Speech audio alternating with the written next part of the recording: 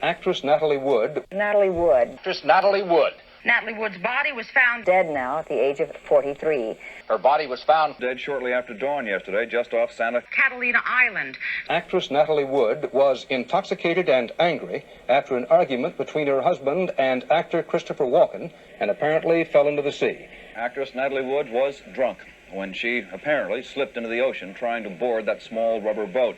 The report said there was no evidence of foul play in the 43-year-old actress's death. Natalie Wood is a film and celebrity icon, one of those stars whose death has pushed her work aside and at times overshadowed all accomplishments. On this channel, we believe people are more than their death, but in this series and episode specifically, we will be focusing on the ambiguous case of her drowning. Natalie was America's sweetheart, starring in Miracle on 34th Street at age 8. Only age 23 as the lead in West Side Story, she appeared in over 45 full-length Hollywood films. She continued to be an A-list celebrity her entire life. This case has been legally reopened and re-examined over the past 4 decades. Most of it is in the small details. I will begin by giving you some background. Don't worry if you get lost, it'll all come together and make sense. I read 4 biographies, the initial coroner's report, watched so many documentaries and news sources, so this is my best interpretation. Natalie Wood was born in San Francisco. She was born of 2 parents who had immigrated from Russia. Now, Natalie Wood's mother had stopped in China before moving to San Francisco. While there, Natalie's mother encountered a fortune teller, or a psychic. This psychic fortune teller told her that she would have 3 beautiful daughters, and that her second daughter would be the most beautiful. She'd be known throughout the world for her beauty. She'd be famous. However, she would be taken and die from dark water. Natalie's mother projected a phobia of deep, dark water into her. Family members and co-stars attest to her deep-seated fear, which further cemented itself when she was on set for the film The Green Promise in 1948. On set for the film, Natalie actually almost drowned. And not only that, but she dislocated or broke her wrist.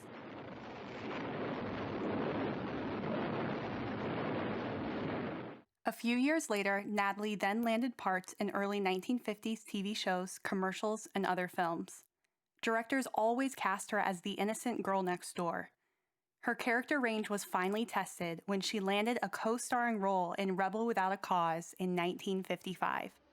After James Dean's tragic passing, Natalie Wood was nominated for an Academy Award of her part, which is something that solidified the fact that she was able to transition from lovely child star, cutesy little kid, to serious actress. She began taking acting lessons and pursuing her craft very seriously.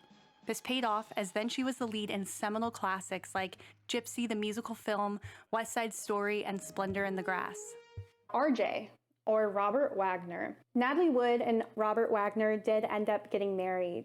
The first few months to year of their marriage seemed to be fantastic to the public eye, and from her personal diary and things that I've read, unfortunately, their first marriage did not work out for a multitude of reasons and rumors. The main one being that Natalie and RJ both felt that they weren't old enough to be married. They felt that they weren't able to maintain a marriage while being in the spotlight. Another reason why their marriage deteriorated was because Natalie's career was taking off, whereas RJ, as soon as he got married to Natalie, his career just fizzled out. Not long after, she met and married a British producer named Richard Gregson. She had a child, but unfortunately this marriage also did not last long. Maybe I'll never be in love. Maybe I'm just not the type of person that falls in love. Natalie felt that she had still feelings for RJ. At this point, she had gone through a few years without him, a marriage, and had a baby. And RJ had gone through the same thing. He got married and he had a child. They both got married on a boat and they had their honeymoon on Catalina Island. Natalie's final film was Brainstorm, and a portion of it was filmed in 1981.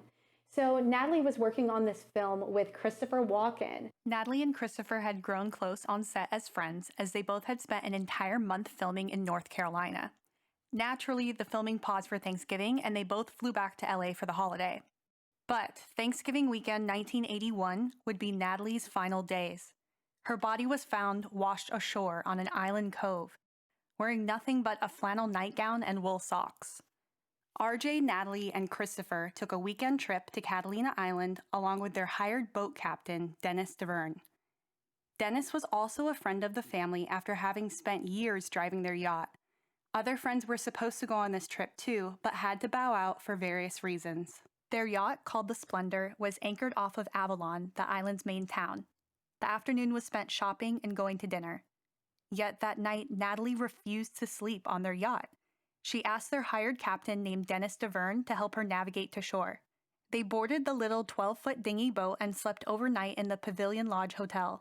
RJ and Christopher were both aboard the Splendor overnight. Dennis later said Natalie did it to get away from RJ, as her and RJ got into a huge fight. Dennis has since come forward to claim Natalie confided in him at the hotel that she might seek out a second divorce from RJ. Years later, RJ claimed that he just took a nap and they left because she was super seasick. RJ has since flip-flopped between both denying and confirming allegations that a fight between himself and Natalie took place on the evening of November 27th. The next day, Natalie and Dennis returned to the Splendor.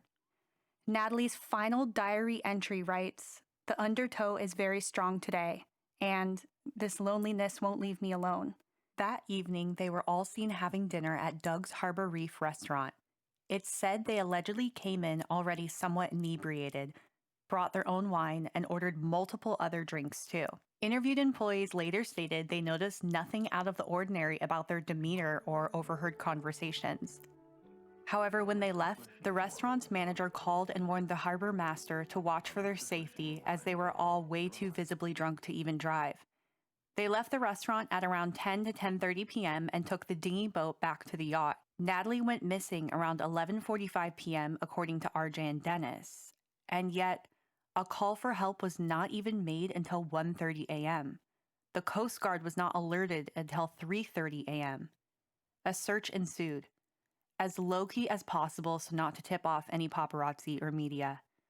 The weather was not conducive to a search. It was cold, there was no moonlight, the sea was so choppy. At first light, a sheriff's helicopter joined the search. Airborne observers quickly spotted a bright red object floating approximately 1 mile northeast of where the Splendor was moored. At 7:44 a.m., Natalie's body was found. She was face down in the water, arms outstretched and long hair floating on the surface. The only thing keeping her from sinking was her red feather-down jacket. The dinghy boat was washed ashore. However, the key was in the off position and the entire boat was clearly set for parking. Her body was found with external bruising, most notably an external abrasion on her head. The original coroner's report attributed the bruising to the most common accepted theory. RJ and the coroner supposed she must have somehow been bothered by the sound of the dinghy boat banging against the main boat. She must have gone out to adjust it, slipped, and then banged her head on the side of the dinghy and silently drowned in the water. The field investigation report is publicly available, but the original police report is not. What I read in the field investigation report is that the only two witnesses interviewed were the restaurant manager and RJ, not Dennis or Christopher. Why? The only time Dennis is mentioned is because he identified Natalie's body, and RJ didn't. He took a helicopter back to the California mainland. The autopsy was overseen by Dr. Thomas Noguchi. Years ago, we had 1,500 murder cases. This year, it will be about 2,500 cases. That is almost doubled. So Natalie had no broken bones or head trauma, but her wrist was dislocated. You could say that the injury she sustained, onset in 1948 in the Green Promise, is why that issue tends to show up on the coroner's report. But if she had a severely dislocated wrist, and if that was something that had happened in the last couple days, there's no way she would have been normal at dinner. There's just no way she would not have sought medical treatment. It is something that happened that night. Her arms and legs were a total mess of bruises and abrasions. These were superficial contusions rather than lacerations and consistent with manual pressure application. So what that means is they were injuries that occurred before death. There were over 50 bruises and markings on her body. So Thomas Noguchi claims that the bruising was because of multiple medications that Natalie was on legally. However, certain toxicology reports have been highly debated since Natalie has died. You could safely say that Natalie had been taking those prescribed pills for a very long time. Natalie could have taken them very early in the morning that day. Hey, you know, it's 16 hours later. She's been drinking somewhat heavily for at least 10 years. That might have been kind of a normal night for Natalie. The time of death was determined to be around midnight due to undigested food in her stomach from dinner at 9 p.m., the fresh bruising, and that rigor mortis had not set in when she was found.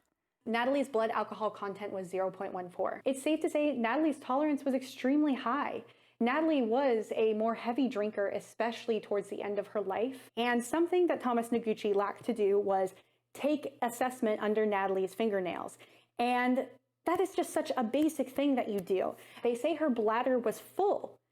Now, if you're drowning in the water and you're freezing cold and you're in the water for hours, you're probably going to release your bladder. If you're in the middle of drowning and dying, where you're losing your muscle, you're losing ability of control of your muscles, you're freezing cold, you're telling me that throughout all of this, screaming for help in dark, cold water, she's not going to relieve herself at all in the ocean. Just as quickly as Natalie had gone, her death was ruled accidental drowning. The case was closed. It wasn't even really a case to begin with. No trial, no questions, no extensive crime scene search, drowning, bruises due to falling on the rubber dinghy boat. That's all. So she would have only fell about a foot or two. They're saying the bruise on her head was because she hit the dinghy, but the dinghy is made of rubber. You could, of course, have a small bruise because it's made of rubber and it's blown up. Okay, sure. But you're not going to get knocked out by hitting a rubber dinghy and falling in the water. She may have been dead before she hit the water, or she may have been unconscious before she hit the water. But if you see the multiple different bruising areas, I don't understand how she got that from water. Now, these multiple bruises are almost indicative of someone who their arm was held, almost of domestic abuse, domestic violence, potentially. So 2 key people started to question the case once their shock had subsided. Natalie's sister, Lana Wood, and the ship captain, Dennis DeVerne. In 2012, Dennis came forward and said that he had lied to the police the day of the crime. He claimed that his conscience got the best of him, and he claimed that RJ had allegedly coerced him into keeping quiet. He claims that on the night of her death, they all returned from dinner and settled in. A few bottles of wine were opened and everyone was just talking and laughing on the main room. Dennis was up on deck manning the ship. He said he heard the sound of broken glass and he heard RJ scream, "What are you trying to do, my wife?" So he ran down to see what was going on and he heard Natalie allegedly say, "I can't take this," and ran into their master bedroom. Then Christopher Walken retired to his room, and RJ went into the same master bedroom as Natalie. So Dennis went back up to man the ship. He said he then heard intense arguing on the back of the boat. He turned up the boat radio to drown out the sounds. It eventually got so bad that he came back downstairs again and knocked on the door to ask if everything was okay. And he says that RJ said through the door, "Just go away." Then he left and went back to his spot. He said after a while, the arguing was then overtaken by silence, the sound of the ocean, nothing. Dennis waited a bit and then came downstairs to check on everyone. He says he opened the door to the master bedroom and found RJ shaking and sweating, but Natalie wasn't there. RJ is said to have then replied, "She's gone. Natalie is gone." Dennis was taken aback, trying to absorb this. He urged RJ to call the Coast Guard, but RJ allegedly just asked to have a drink. So why did everyone wait from, say, midnight to 1:30 a.m. to do anything? Dennis has also claimed that RJ coached Christopher and him on what to say right before the police arrived to the yacht, saying, "We have to keep our story straight. She just went missing, right?" Dennis has also made allegations that RJ subconsciously held him hostage in his home and kept a close eye on him for years after the incident. Dennis now feels he was manipulated into keeping quiet and at times coercively bribed by luxurious housing, bit parts in the film industry, and with money. Due to Dennis closely working with the police and admitting that he had not been completely honest, along with Natalie's sister Lana Wood, They were able to press for another coroner's examination, and the case was reopened in 2012. The review concluded Natalie's cause of death was still from drowning. Okay.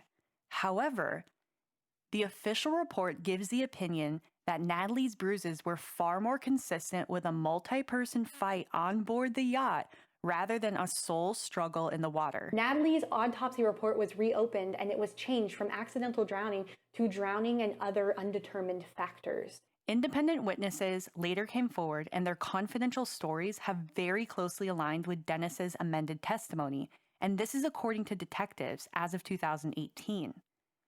There have been a few who claimed that they were on some of the other boats that were close by Natalie's yacht. They claimed they heard someone screaming, muffled sounds for help, but there was also music going on and the sound of the ocean, so it was really hard to determine what was going on. If you listen to the podcast Fatal Voyage, and I'll link the name of it down in the description, that person actually comes forward. She also claims that when she was willingly working with the police, that she suddenly received anonymous death threats telling her not to talk about this case.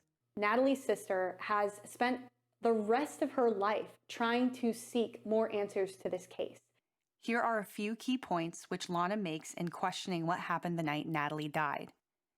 Lana has always said that from her perspective, Natalie and RJ's relationship was emotionally abusive, if not also physically.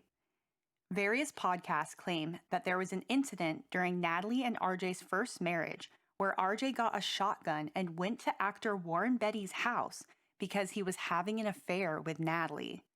Another reason that their marriage may have ended is because Natalie may have allegedly walked in on RJ with their butler. It may have been the last straw for Natalie, something she walked out on, not only cheating, but cheating with another man. Upon Natalie's second marriage to RJ, Lana claims she asked Natalie why, and Natalie responded, "It's better to be with the devil you know than the devil you don't know." Both Dennis and Lana say RJ's motive may have been that he was extremely jealous of Natalie and Christopher Walken's relationship. Both have claimed that RJ was seething with utter jealousy and that Natalie was soaking up the attention from Christopher because her marriage once again was on the rocks. Lana has since gone on shows such as Dr. Phil and interviewed with esteemed brands like Vanity Fair and the New York Times. In 2016, Lana went so far as to team up with pop news syndicate The Inquirer and go undercover. She had a hidden microphone and cameras. She followed RJ into the hallway of a hotel and asked him what else he knows and why he refuses to work with detectives. RJ responded, "Lana, why would you even bring up anything like that?" Lana also makes claims that Natalie didn't drown because they only found sea foam in her lungs. She claims the first autopsy report was partially botched and that Natalie was absolutely dead before she hit the water. Lana says the second she started questioning the death narrative, she was blacklisted from Hollywood. She says multiple studios and directors indirectly refused to work with her and feels it's potentially connected to RJ due to his big network in Hollywood. RJ has since refused to interview with police, but that being said, he's not under arrest, so that is his legal right. Well, for the sake of balance, let's just imagine RJ is innocent and it was a tragic accident. What if Natalie and RJ's relationship was normal? That they were a loving family with 3 kids at home and he had been unfairly stereotyped as a wife beater? What if he was extremely intoxicated and half asleep when Natalie fell into the water and due to Dennis blasting the yacht's radio, he didn't hear her drowning? RJ and Natalie's daughters have cited that Dennis and Lana have grotesquely extorted their family privacy by trying to make a buck on TV and by writing their own tell-all books. Natalie's daughter, Natasha, also claims in her biography that Lana was always extorting Natalie for cash, sold all of Natalie's clothing to secondhand stores immediately after her death, and preyed upon the home they provided for their grandmother. Christopher Walken has never come forward to say a word about this case. There's actually been, I take that back, one time on TV where he has publicly stated about this case. He was very quiet for a minute and he just said, well, you know what it was. It was an accident. Despite all these angles and intertwined family drama, I still have questions. How did no one hear Natalie drowning if she was conscious when she hit the water? The yacht was around 60 feet, that's it. And yet the alleged abusive fighting and drowning is completely unaccounted for. How did she get in the water? Why did RJ withhold initially admitting that they were fighting? And why was there an hour and a half completely unaccounted for after Natalie just went missing in the middle of the ocean on a little yacht? Why was the yacht not kept as a crime scene? But investigating this, I found something very interesting. Thomas Noguchi was actually the autopsy surgeon on Marilyn Monroe's case. This will probably be a future episode, but Marilyn Monroe, I completely believe, did not die from suicide. Some allege that Marilyn Monroe's suicide has connections to the CIA and to other higher-ups unbeknownst to us. One could safely make the claim that Thomas Noguchi could potentially have ties to that. No trial or arrests have been made in this case because there is no existing tangible proof Natalie was murdered. A homicide requires proof the death was caused by another human being.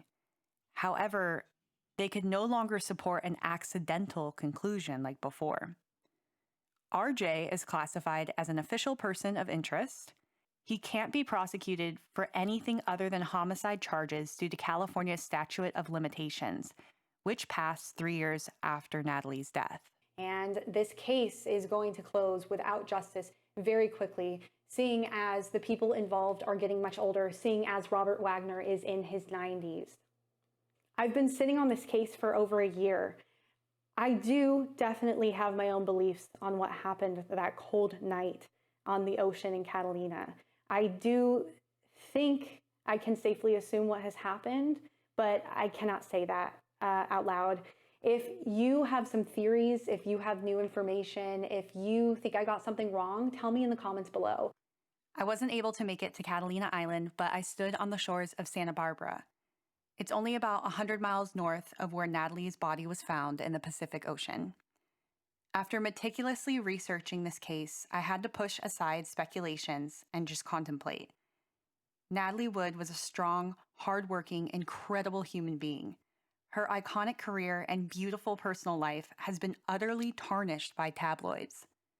Natalie was not a weak victim, she had a voice.